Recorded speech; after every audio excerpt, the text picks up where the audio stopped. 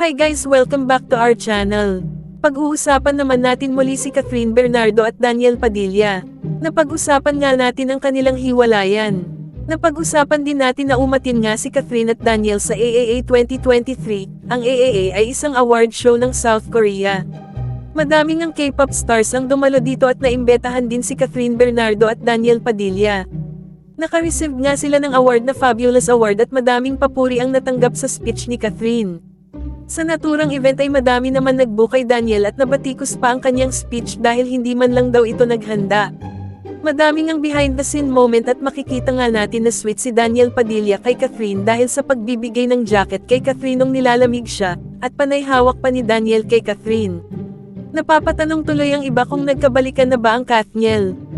Ayon sa nasagap nating chismis na walang comeback ang nangyari at professional lang daw si Catherine Bernardo dahil magkatrabaho pa rin sila ni Daniel.